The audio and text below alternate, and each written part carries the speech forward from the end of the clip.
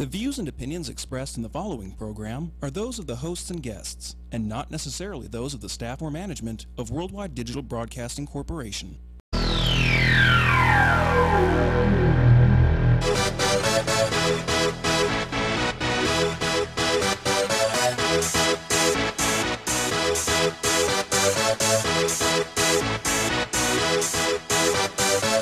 Y'all ready for this?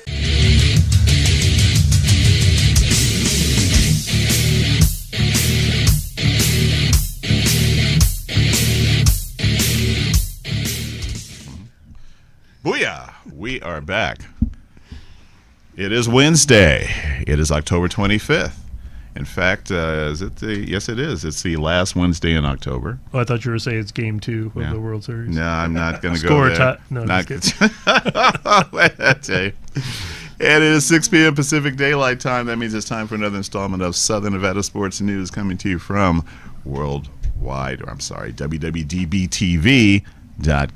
My name is Bill Miller, co-host along with Jeff Belknap. And as usual, we are here to not only recap sports in general, but if something is really and truly exciting happening here in Southern Nevada, we'll also bring that to your attention as well. Yes. You know, if you have never been with us before, sit back and relax. I think you're going to enjoy the ride. And if you're a frequent flyer, welcome back. Yes, yes. Yeah.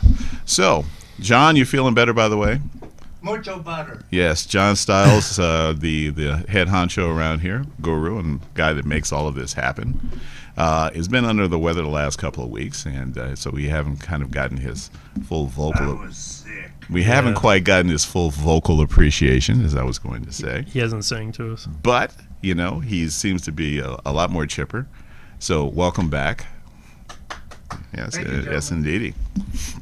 So, and I can see you now. Yeah, which is even better. Yeah. Well, we appreciate that, especially since you're. Better and everything. Well, you're supposed to be focusing the camera on us, so I mean, yeah. That must have been why it was. Well, we haven't heard any. That's why it was so bad last week. Yeah. I was gonna say, okay. Well, at any rate, another wild and woolly college football weekend. Yep. And the hits just keep on happening. Couple of surprise. Well, one certainly wasn't a surprise, and we'll get this out of the way right now. Penn State and Michigan. Smash. Yeah. It just seemed like the ball, if it had gone a couple of times the other way, it would have been a much more closer game and therefore a little bit more intrigue. Right. You know, going down the stretch, but unfortunately that wasn't the case. Well, I chose not to watch it, especially the second half. I watched the first half. And when Michigan scored the touchdown with a minute and a half left in the half, I actually had the first half.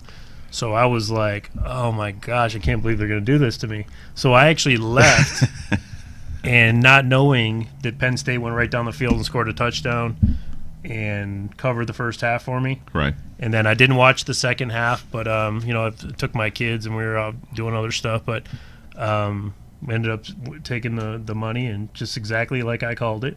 It was perfect. Yeah. Doesn't get better than that. Yeah. I think that just in terms of the loss, I think people, you know, saw a much better Notre Dame team than USC team going into the game. I don't think anybody anticipated the beatdown that was going to take place in South Bend. I think Lewis actually called it. He said if he throws more than 2 picks, they're going to get blown out. And that's indeed, exactly what happened. That's exactly what happened. Good call on your part, Lewis. LC. Yeah. Yep. And it was just, you know, and it was over so fast. Yeah. I mean, you know, this is a team, and I'm referring to USC, that has had trouble beating teams they should beat. And, you know, and at times just looking like they're disinterested. Right.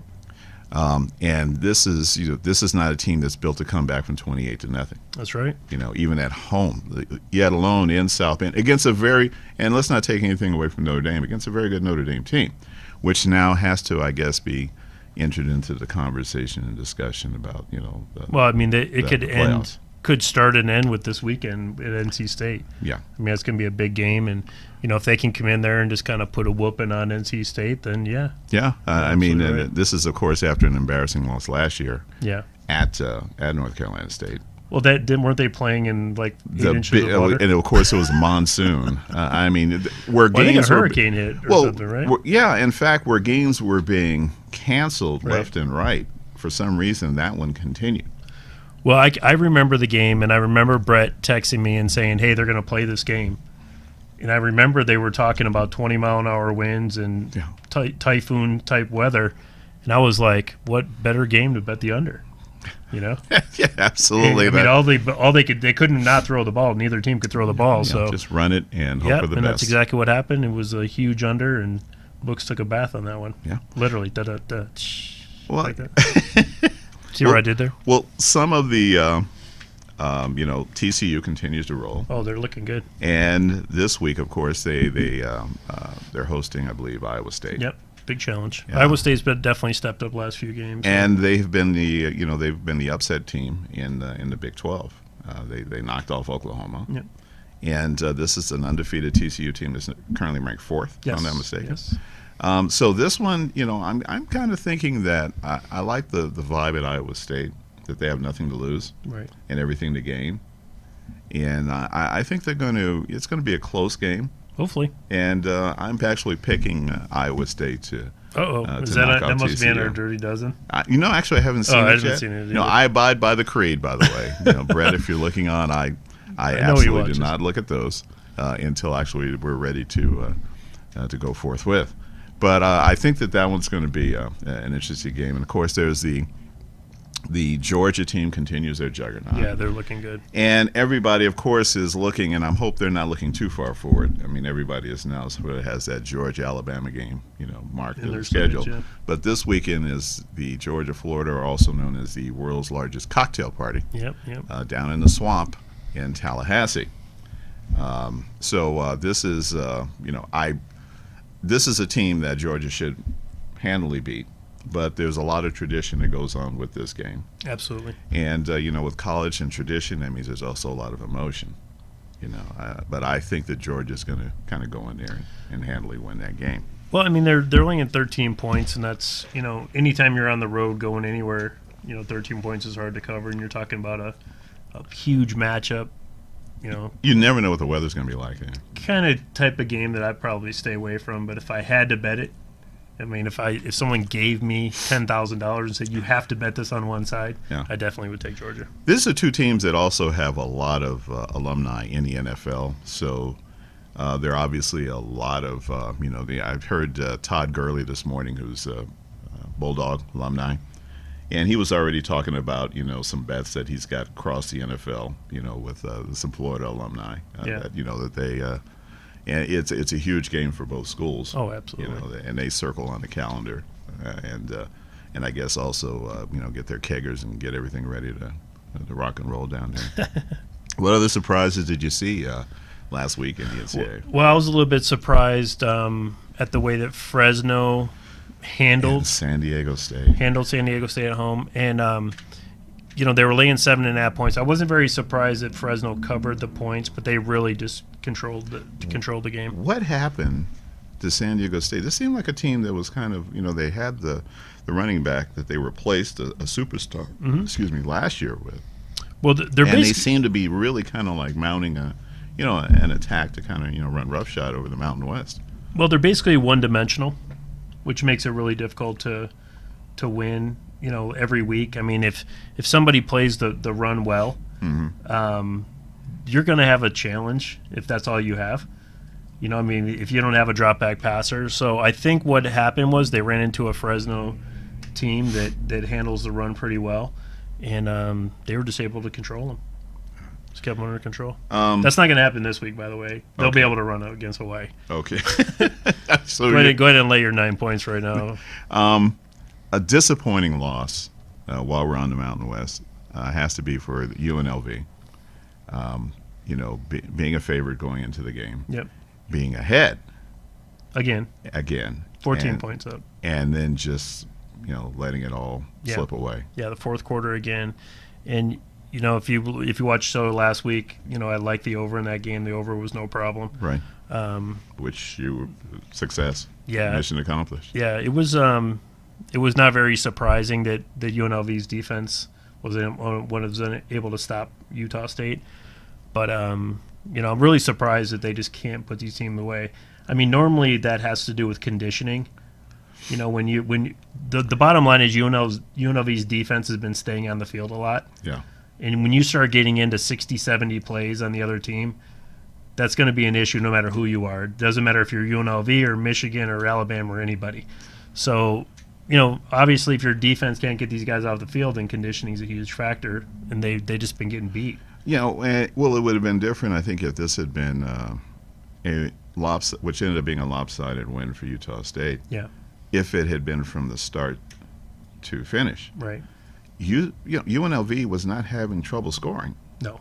And then it was just all of a sudden, it was like they just ran out of a bag of tricks. Well, the fact that Rogers got hurt, I think it hurt a lot. I mean, they brought Stanton in, which is a linebacker now. He was a quarterback, but now he's a linebacker. He's gained weight because that's the position that he's playing now. Yes. So, you're talking about a 240-pound quarterback. So we'll see what happens. I mean, I like the kid. He's got wheels. I like the way he ran the ball in the past with UNLV. Should be fun to watch this week. Yeah. But, hey, it makes it tough. Anytime you have an injury, it makes it tough. So. Yeah. Well, and just kind of switching gears, UCLA managed to beat Oregon. Yeah. And I don't know which is I don't know if this is a case of a really bad Oregon team. Yeah, I think it is. Or UCLA suddenly had found their groove. Or they actually they got the memo that I sent them, letting them know that you can actually have 11 men on defense. But I was so happy for the win, but I think it bodes well also for Oregon and that football team. This is a team that I think is only 3 years removed from Marcus Mariota. Yeah. Playing in the Rose Bowl. But also, thosing their coach, which is arguably, one of the better college coaches at the time. So. Yeah. At the same time, you got to think that he didn't lose all his players right. as well. Clearly there's going to be some changes in Oregon. Yeah. I got to think that there's also a lot of coaches that are just kind of like out there on the peripheral who have been sort of sitting around. I think there's definitely going to be some coaches changes. Les Miles from LSU is still out there, and you're going to need a high-profile coach. I mean, the Pac-12 is a high-profile conference, right? And Oregon is a high-profile program. I mean, this is Nike, might as well be Nike U for all of that. So it commands a lot of they really can't afford to just bring somebody in who's been an assistant or something and a great offensive coordinator or something like that and say, okay, yeah, I'm going to set up shop here. It's just not going to work that way. And to attract the kind of thoroughbreds that they need up there. Yep.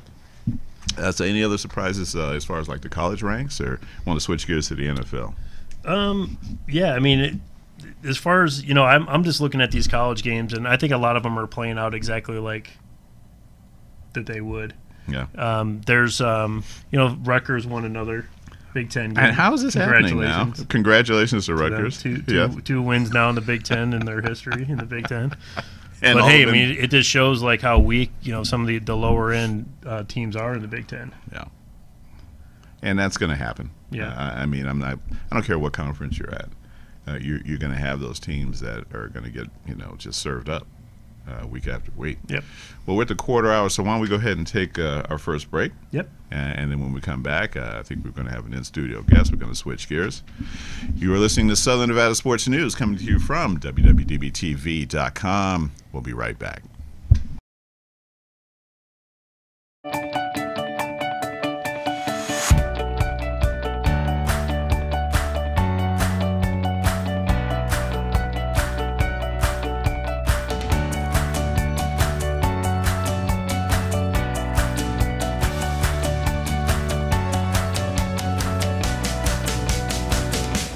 Retrospects is a purveyor, if you will, of historical eyewear.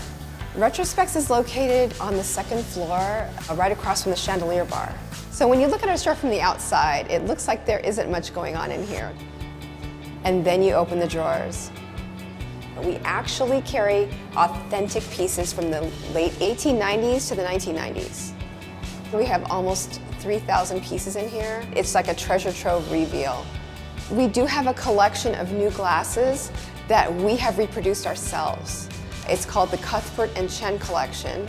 The safe is our jewel. It's our baby. We love it. It's from 1903. It weighs as much as a car. It's solid steel. We use the safe to hold our most precious pieces, our museum collection, if you will. People come in to find glasses that are not something they're going to find everywhere else, not something all their friends are wearing, and something that they can tell that story. We sell stories as much as we sell glasses. We have pieces that we can associate with very famous people from history, movies, special events that happened in the past. And some of the favorites are the Ray-Ban shooter that Johnny Depp wore in Fear and Loathing of Las Vegas, the beautiful frame France Parisian plastic aviator worn by Bruce Lee in Enter the Dragon. Retrospecs is not just about glasses, it's about the experience, it's about how these glasses make you feel. We are a full-service optical shop, somewhere where guests can come to get repairs, restoration, can put their prescription in, can get them a quick pair of sunglasses for the pool, and can give them a really great, just fun experience.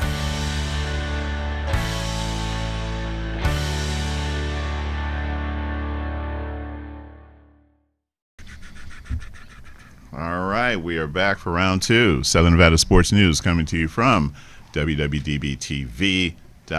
My name is Bill Miller, co-host along with Jeff Belknap. And our in-studio guest is a friend of Southern Nevada Sports News because he's invited us to a number of his mixers. Absolutely. And it's J.C. Coates. Yes, sir. Happy to be here. I'm glad you're here, man. And you're, of course, are you the founder of Stripside Solutions? Yes, sir. All right. Well, thank you very much for joining us. It's been a while. Yeah, it has been a while. Yeah, I was thinking about that actually. Yeah. After I messaged you, I'm like, wait a second, I think I haven't seen this dude in like close to a year. Yeah. Well, I just remember the last time I was there. We were at a restaurant downtown. Mm-hmm. I think it was a Mexican place. Okay. La Comida. Yeah. Because I won this fantastic gift basket raffle, and I never win anything. Okay. That's great. And I just won this very cool gift basket. So that was absolutely. That was actually at Commonwealth, I believe. Oh, was it Commonwealth? Yeah. Yeah, but it was a blast. Yeah. So listen, man, tell us a bit about Stripside Solutions Management. Yeah, so basically, I mean, at our core, we're a marketing agency, and we come from a place where we try to help others with marketing and promotion needs, and we put in place marketing promotional programs for restaurants and bars, and now we've kind of dabbled into the marijuana industry, and we do it for cannabis dispensaries as well. So nice. Okay, all right. Yeah. And does that also coincide with the events being held at some of these groups? Yeah, so I mean, just to give you kind of like an insight to why we do events and stuff like that. I've been doing events since I was 20, and I love doing events, and it's a great time, and it gets, gets people together and all that stuff. But really, what we're trying to do is kind of create an environment where it gives access, different companies and small businesses access to us, so we can kind of help them and hopefully bring them, on board as clients and stuff like that. So. All right, that's great. Yeah. So do you have a mix of clients? I mean, who makes a good client for Stripside Solutions? Right. So it's a great question. Thank you. Yeah. So He's been you're welcome. I knew sooner or later I'd get a good one off. It would have to happen. May have been a year or two, but finally got one. I mean, first of all, when we look at, first of all, we have to just get along. You know what I mean? We have to just like each other. Yeah. You know what I mean? And we don't. Which is difficult sometimes. Yes, 100%. And we're not trying to force our services on people. We want people to kind of mesh and kind of get along with what we're doing and kind of see how that could work for them. And hopefully that comes across in the event process, and we can kind of start that conversation and go from there. Oh yeah, that's good. Yeah. What kind of feedback do you get from your clients, with regard to some of the mixers or what they've gotten out of the event itself? It's crazy, like with our mixers, right? So like, you guys keep bringing up their mixers, and we do all kinds of events, but I think the mixers and the events that you guys are talking about is an event called Networking and Informative. Yes. And it's an event that we produce on a kind of a monthly basis. We end up doing about 9 a year, and it's a small business mixer that showcases small business in the community, and we get all kinds of different feedback. But I think the most feedback is, it's positive. Good. Yeah, because give you a short answer. Absolutely. So, what is your core? Right. Consider your core service for for Stripside Solutions. Yeah. So we do social. We're an event, marketing agency. We focus on event marketing, and then we do social media management, and then we do street team promotions. Right. So some of our clients include the Foundation Room, the Voodoo Room, New Leaf Cannabis Dispensary. Right. And so we handle all their social media. We do in-store event programs for them, or some of our clients are dispensaries, so that's an in-store event program. And then some of them are like bars and restaurants, so we do events at the club or the restaurant. Right. Yeah, like it. And then we do data collection for that, and then we remarket to those people, and we kind of get them in a submersive marketing kind of like program that is constantly bringing new people in, and then remarketing to those people, and kind of getting this cycle of new and existing customers. Yeah. Well, I like it. I mean, I've been to a couple of your events, obviously.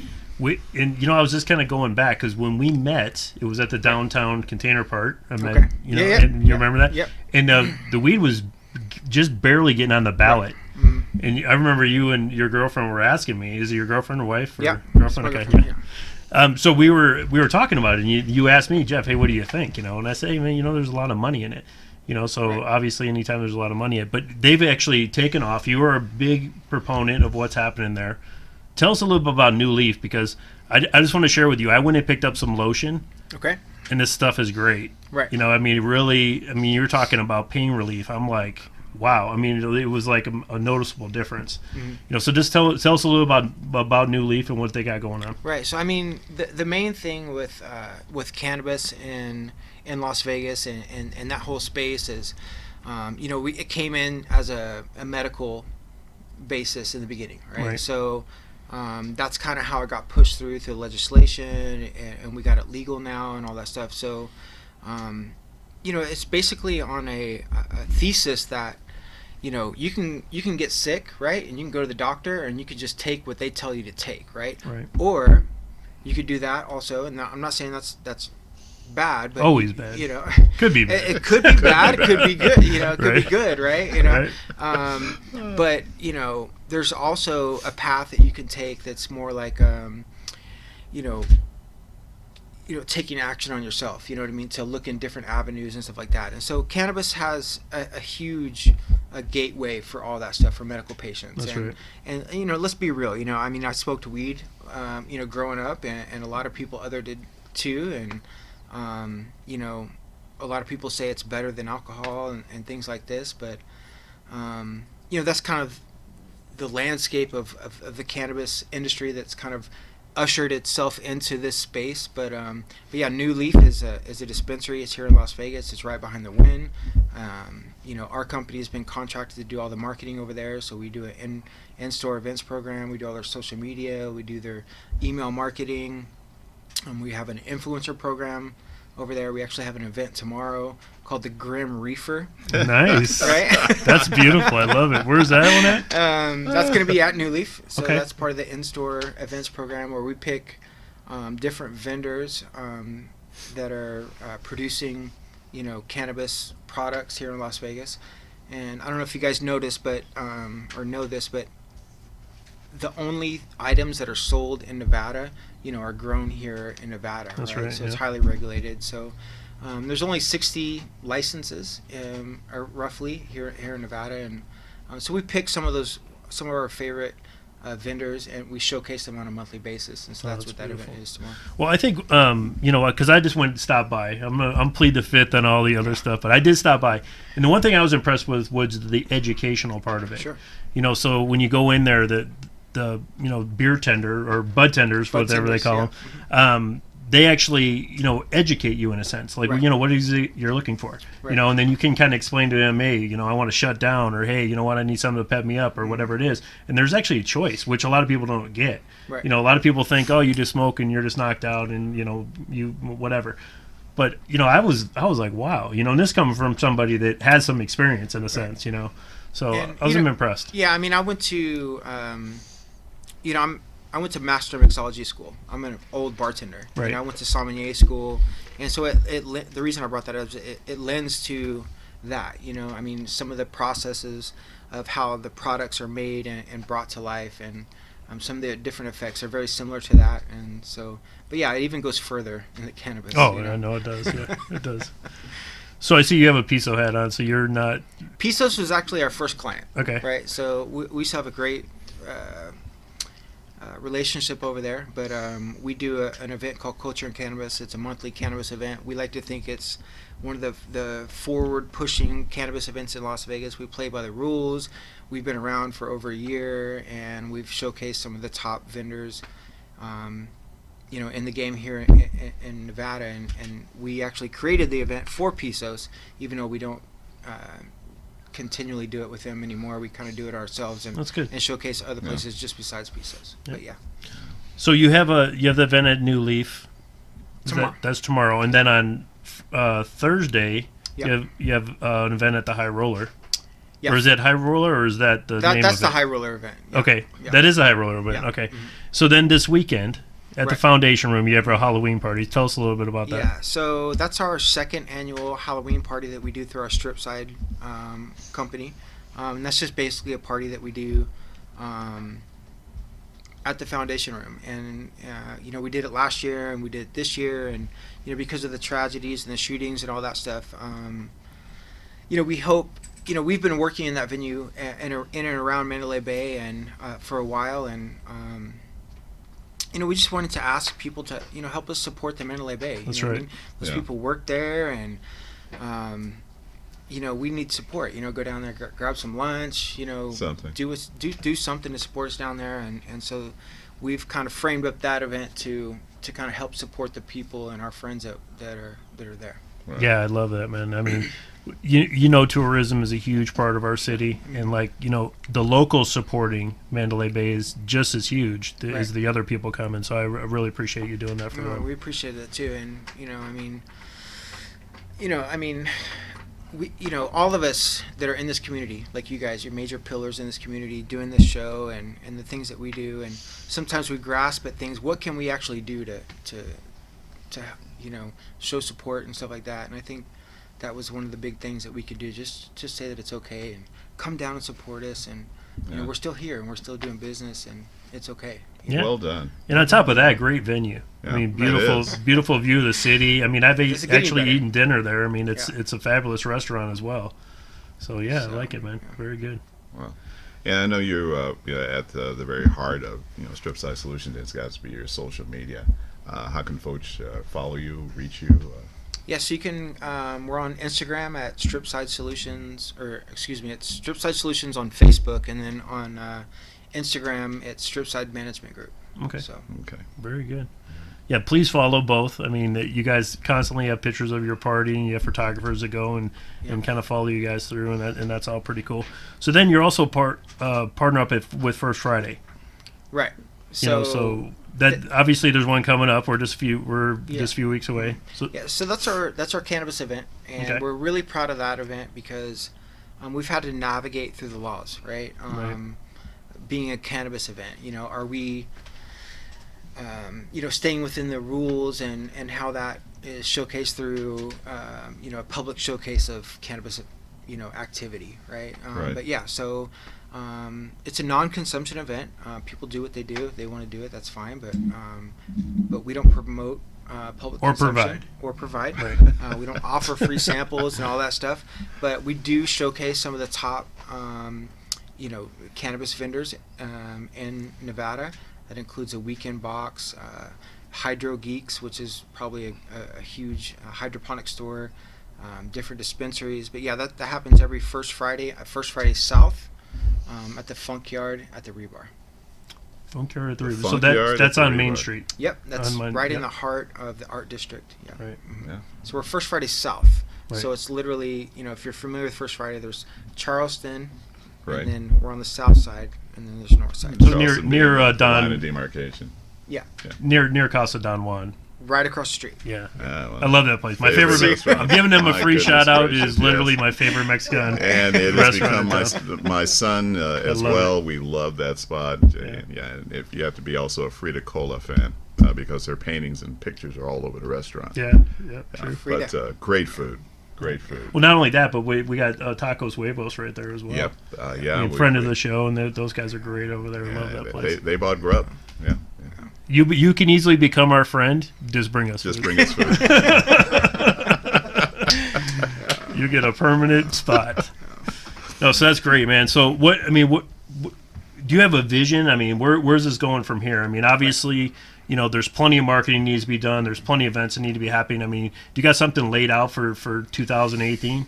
I mean, at my core is I just want to help people, right? And so my goal is to be the #1 and the top marketer in all of Las Vegas, and I just want to share my vision and the skills that I have that I could help other people. I just want to give it to as many people as possible. Love it. So that's basically it, man. That's great. That's excellent. Yeah, well done, man. Well done. Sounds good. So we always ask guests to come on the show. Okay. Because this is a sports show, so you got to be ready for this. Yep. Are you a football fan, NFL fan? Bit. Okay, it's even better. Okay, so we always we want to know like who your NFC and who your AFC team is, and then who do you think is going to win the Super Bowl?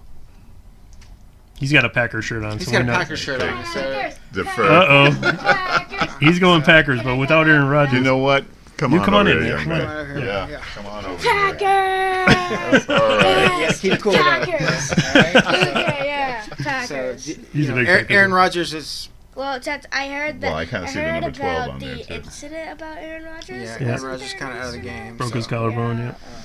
I just wish. Honestly, like, just to give you a quick answer, I'm a Cowboys fan. I'm from Oklahoma. I grew up. How does that work? Yeah, I know that's crazy, right? Okay. And so his favorite color is green, so he's a Green Bay Packers fan, right? So, as opposed to like, forcing my will on him or whatever, just let him grow into it. Okay, so I have to ask this question. After the playoff game last year, did you send him right to bed? I mean, is that what happened? Straight to bed. You gotta go. I mean, to tell me. Yeah. I mean, we probably both got a kind of respect for Rodgers. Oh yeah, he's great. Oh, you have to. I mean, unless you're a Lions fan, because that Hail Mary thing at the end. Oh man, I'm still reeling on that one. But yeah, he's a great player, absolutely. So you got Dallas on one side. So what do you think on the AFC side? I don't know, man. It'd be cool if the Jets would get something figured out. Is that even on the right side? I mean, they have that's the right side. I mean, they have possibility. They won last week, and you never know in that division. I mean, they could sneak into a wild card. Yeah, I'm an underdog type of guy. Nice. I like it. Something needs to happen over there. They might not win this year, but I can feel things kind of moving and grooving over there, and I'm hopeful. They're already ahead of the game as far as most people thought that they would do. Oh, well, absolutely. They thought they were going to be the worst team in the league. By now, they may not even have a win, maybe one at best or two. So they're by surprising. Design, so they're just going after draft picks. Just trying to get that draft pick. Huh? Right. Yeah. So Super Bowl is next week. And it's your Cowboys and the Jets in there, I guess. Who's going to win it? It's next week? No. He's giving a hypothetical situation. Sorry about that. He's like, what happened to the season? What have you missed? I missed you can relax a little bit. Yeah, that's right. I need some Packers play right now. Okay, let's keep on. I'm going to say the Cowboys are going to win. Yeah. By 3.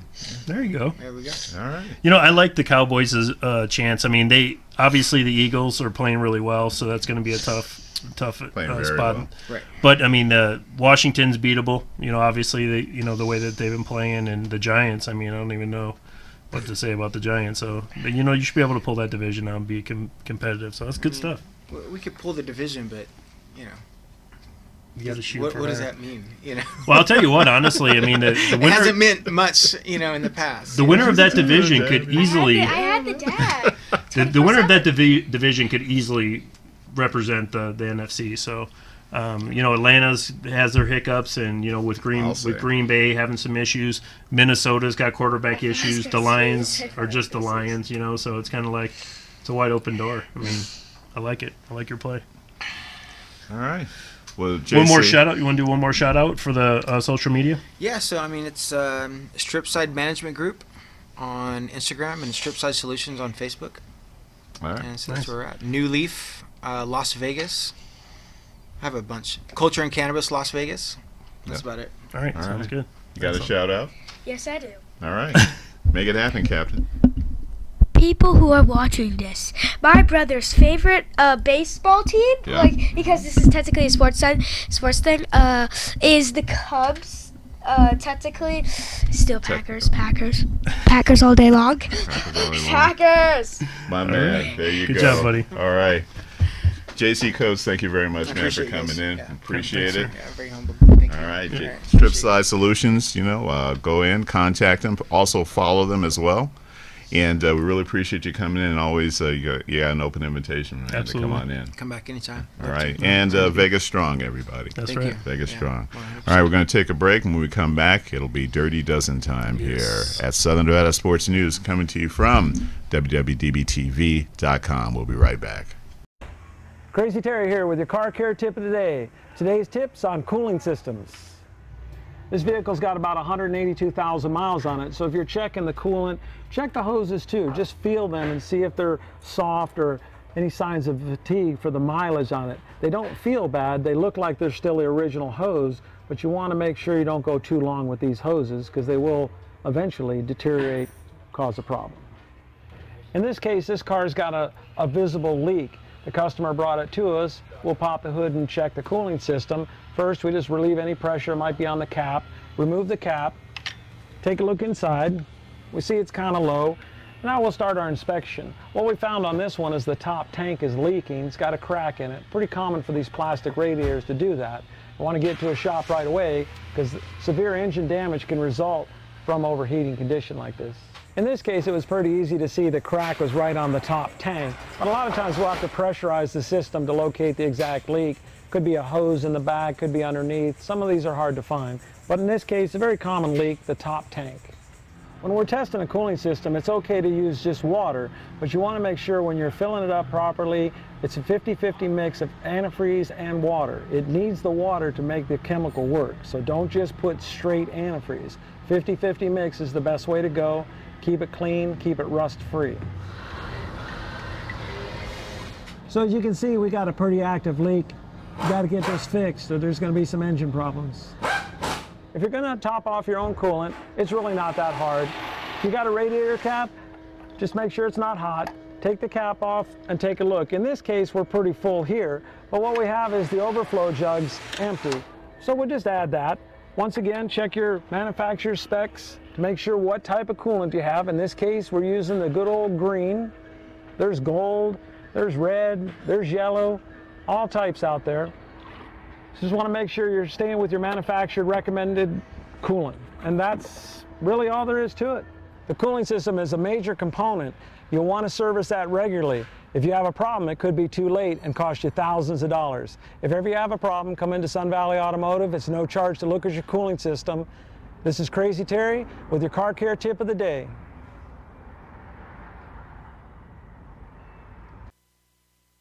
All right. Booyah! We are back. The knockout round. Southern Nevada Sports News coming to you from WWDBTV.com. My name is Bill Miller, co-host along with Jeff Belknap. And it is time for picks and the Dirty Dozen. So, Jeffrey, your picks, the lock and load, they put your money down, put the kids through college. What are they this week? Wow. That's a lot of pressure right there. I don't know if I want the pressure of that. But I do have 5 good picks, and then one game that we can discuss. And mostly what I'm looking at right now are the NCAA picks. I mean, it's not that I'm not a NFL fan, but it's been really hard to pick this year. Yeah. My picks going into this week are 8-8. I had a few other winners that I forgot to post but I never keep track of those. I only score the ones that I actually post. So, right. Yeah, I'm a little on the cold side of that. But my 5 big plays for college this week. South Florida, I love the way they're playing the ball. I love the way they're moving the ball. They're playing well. They have a decent matchup this week against Houston. I think they're going to be able to pull this game out, but I'm not going to take them for the whole game. I just want to take them the first half. Okay. The line is between 6.5 and 7, depending on where you bet it. I really think South Florida is a good team. Still undefeated. I like them. The other one is South Carolina.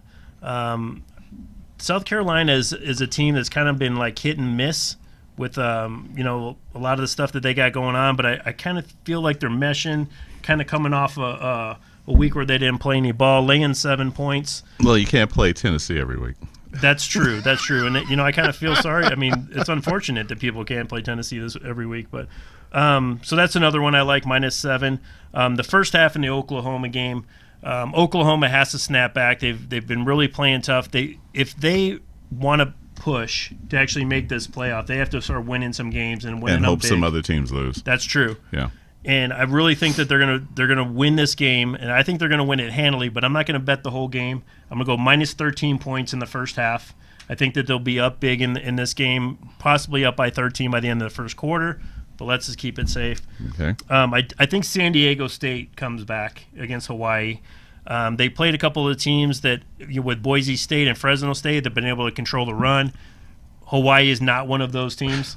So they're definitely going to be able to run the ball against Hawaii. Laying the 9 points, I love. Right. And then the last game is that I really like is Wisconsin.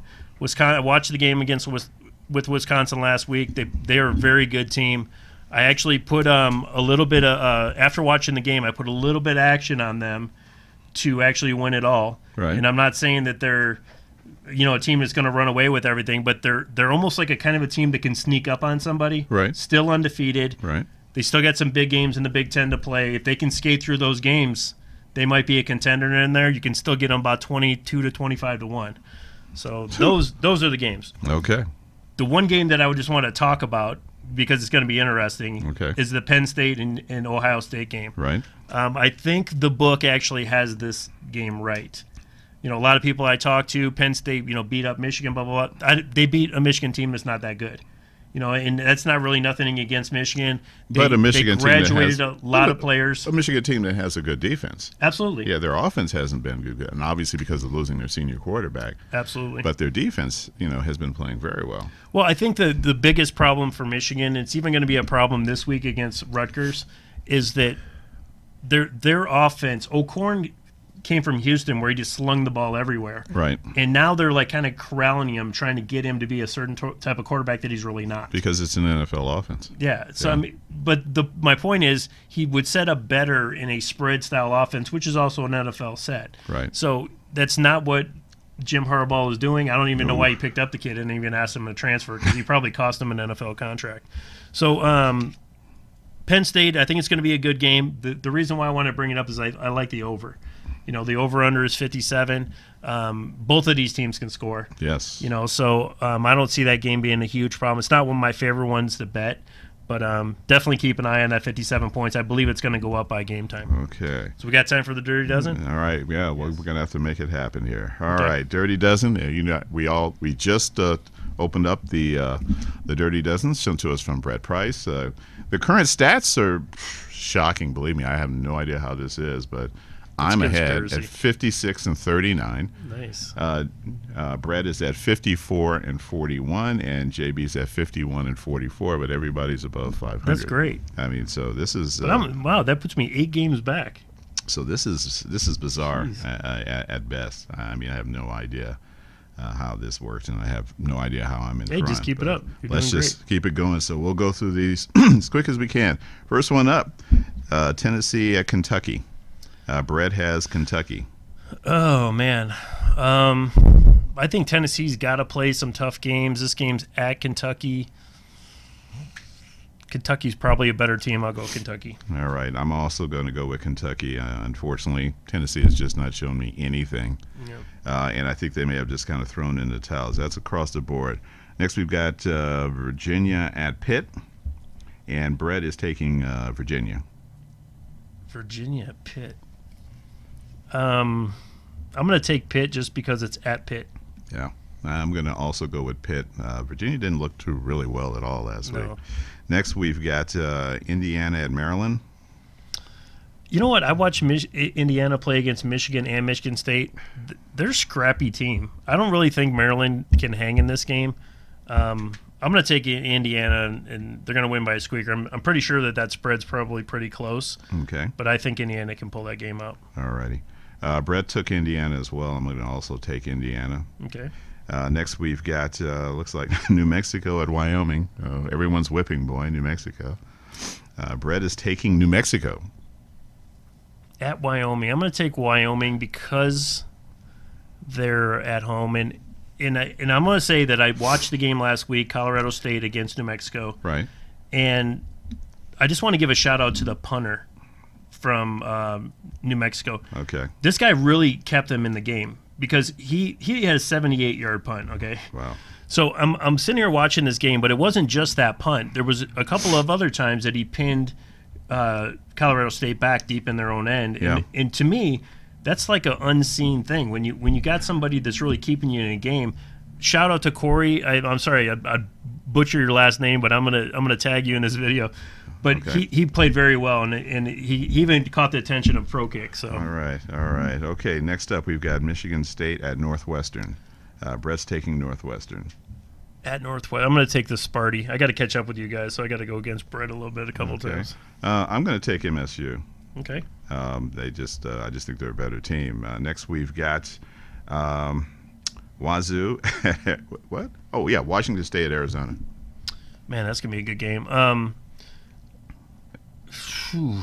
So after what Arizona did to Washington last time, I think I'm going to take Washington State. I think they got a snapback. I think they're laying 3 points in that game. It's going to be a close game. Good deal. All right. I'm also taking Washington State. Brett had them as well, so that's across the board. Okay.